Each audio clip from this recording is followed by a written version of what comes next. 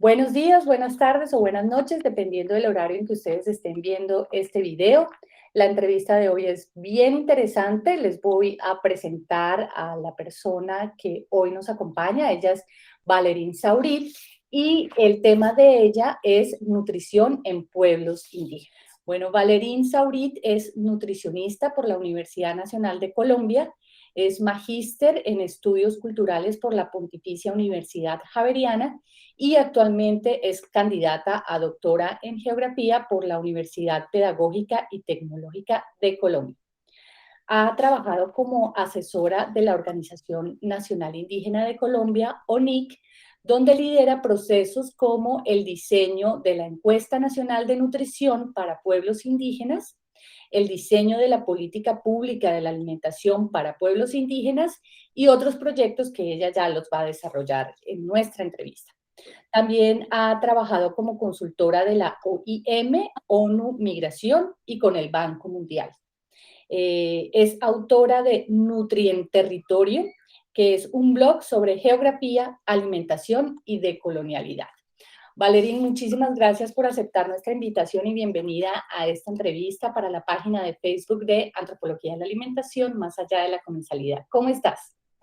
Muy bien, muchas gracias Liliana por la invitación. Estoy muy contenta de estar en este espacio. Muchas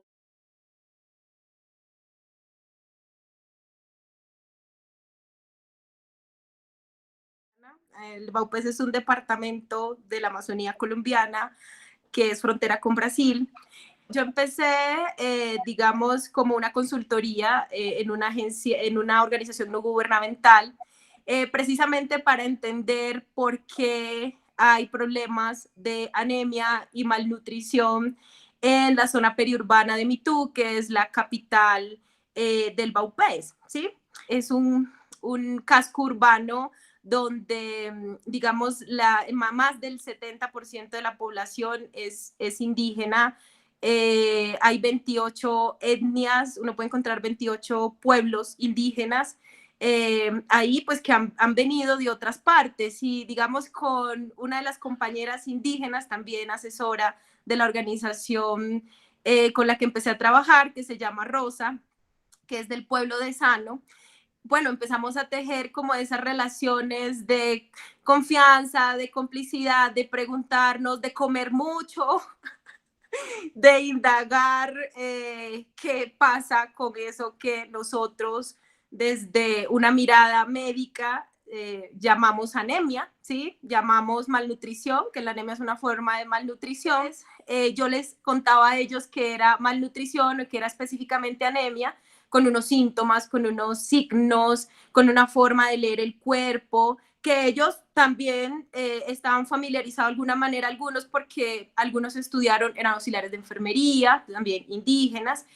Ellos en un momento me dijeron, bueno, tal vez eso que tú hablas, acá hay algo para nombrar eso. Huisiré es una palabra que en las lenguas tucanos orientales traduce literalmente, bueno, no literalmente, pero uno trata de traducir.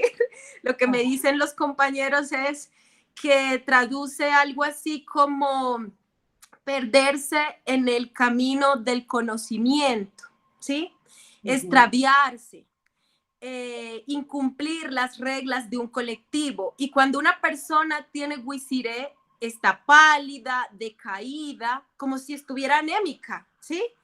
Entonces, lo que ellos entienden, y digamos Rosa, que es una mujer, una lideresa, una mujer que llegó hace 12 años a Mitú, quiere seguir investigando qué está pasando también y cómo ese Huisiré se trata desde su pueblo, desde su cultura, ¿no? Y cómo es la relación con la naturaleza, con los otros seres, para tratar eso que a ella le han enseñado o que muchos integrantes de su pueblo llaman también Huisiré. En Mitú llegan muchos programas del Ministerio de Salud, desde la Gobernación, desde la Secretaría de Salud, a hablarles a las mujeres, a las comunidades indígenas de esto que es la anemia, y es muchas veces violento, es atrevido, y ella, Rosa, y muchos compañeros indígenas, muchos compañeros de la organización también son muy críticos ante las formas en que yo le he llamado desde mi tesis, se da la expansión territorial del Estado. Estoy tratando de comprender porque también ellos me ayudan mucho hasta hacer la misma etnografía, a tratar, ellos hablan en español y también en sus lenguas, ¿no? Y como te digo, esa traducción de compensación de un daño, falta de armonización y sobre todo falta de rezo, porque el rezo es la recitación del orden cosmológico de los pueblos que va a definir la forma en que se relaciona lo humano con lo no humano, la naturaleza con la cultura, digámoslo de alguna manera, ¿no?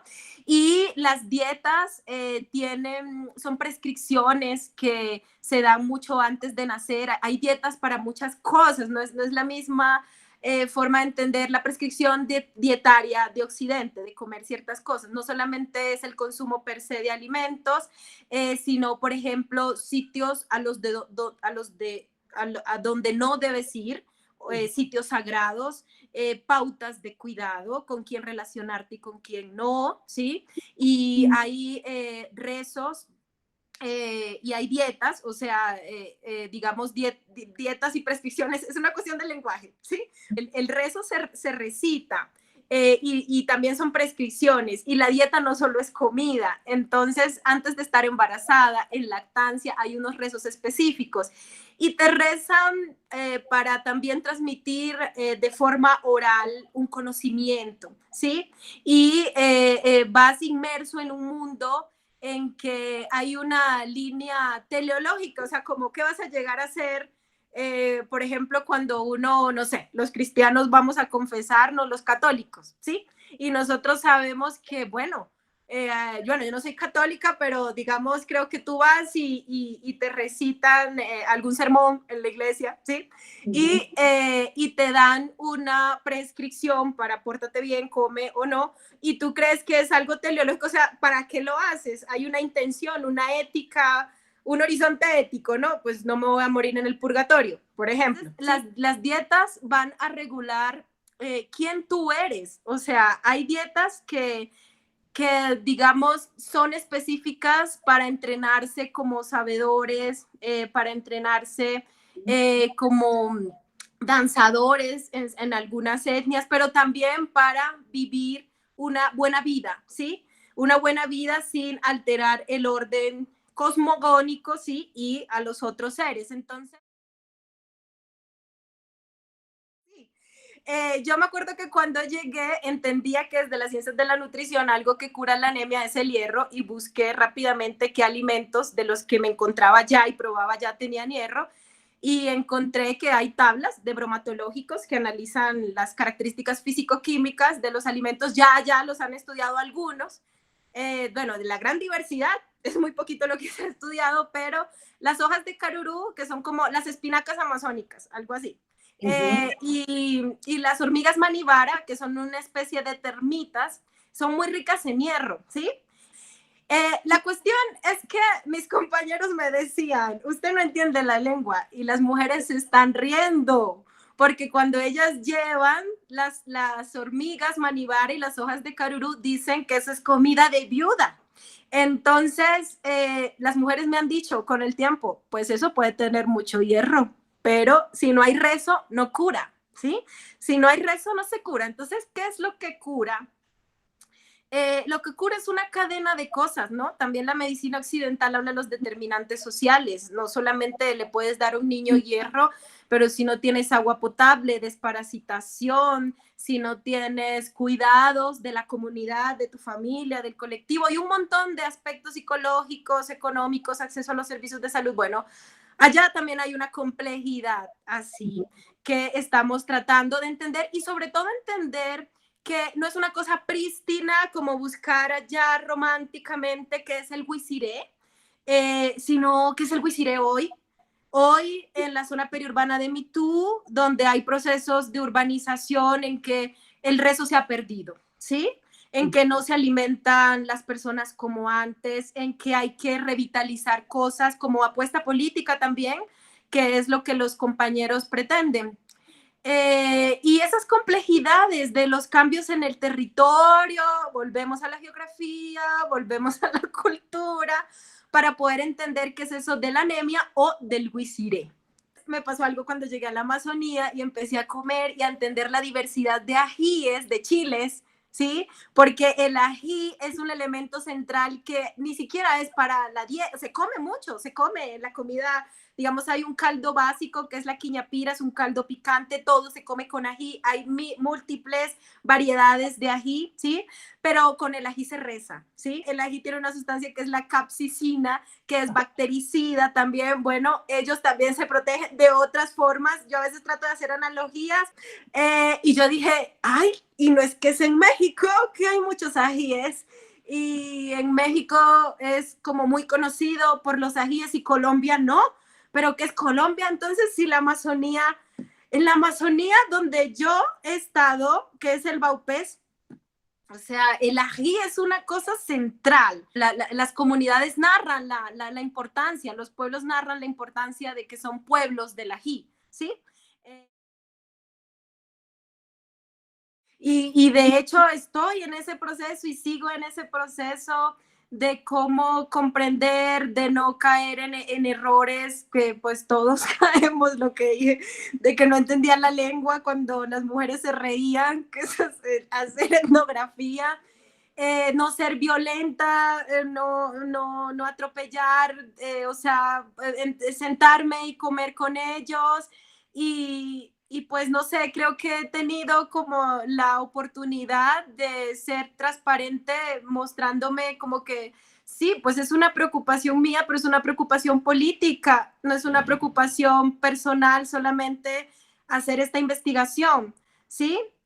Porque ambos cuando te hablo de Rosa, por ejemplo, tenemos esas mismas preguntas, a veces hemos llegado a construirlas juntas porque creemos que hay esas otras formas que se han ocultado, subalternizado. Ella a veces le molesta mucho cuando, por ejemplo, llega alguna brigada de salud y le dice a los indígenas, no, come esto, y entonces no entienden su rezo, no entienden sus formas, ¿sí? Entonces ella pues también quiere investigar eso y yo pues a la vez y mucha gente que está detrás de esto, también queremos hacer algo pues para pues tratar de comprender que hay otras formas de vida diversas, que no es posible que solamente una forma de entender la nutrición sea la que vaya a permear todo el globo, todo, o sea, todo el planeta Tierra, porque hay un conocimiento hegemónico. Yo, por ejemplo, soy nutricionista de pregrado, como me presentaste, pero como te comenté, desde que empecé a ver antropología alimentaria, siempre he estado muy crítica ante esas epistemologías, formas de conocer que me han formado, ¿sí? Y que me han formado desde un conocimiento eurocentrado. Y yo no he desistido de ser nutricionista, me gusta ser nutricionista, pero me gusta hacerlo así, de esa manera, y creo que ahí va no solo mi curiosidad, hay momentos dolorosos también en la relación, porque también me muevo en otros ámbitos con las instituciones del Estado, acá en Bogotá, con la organización indígena de Colombia, que a nivel macro llevamos otros procesos en otras escalas, ¿sí? Allá esto que les he contado es la escala más local de ver un problema, de ver una situación, pero a la vez me enfrento a otras cosas que se están discutiendo en términos nacionales para eso también, para entender la nutrición. Entonces, no ha sido difícil, pero creo que he estado acompañada de mucha gente y sobre todo de mis compañeros indígenas en esto, y ahí vamos. Muchísimas gracias, Valerín, por aceptar esta invitación a nuestra nueva iniciativa de entrevistas entre mesas del Grupo de Antropología de la Alimentación. Y yo quisiera tomar tu experiencia para también invitar a todos los miembros a que reconozcamos que hay otras formas de nutrirnos que son completamente diferentes a las que nosotros podemos conocer y validar. Y esto es para hacerles una invitación a que cuando alguien publique una dieta que no, pues que desconocemos o que nos parece un poco rara, no ataquemos, sino más bien intentemos entender de qué se trata esa dieta y por qué ese otro come tan diferente a nosotros.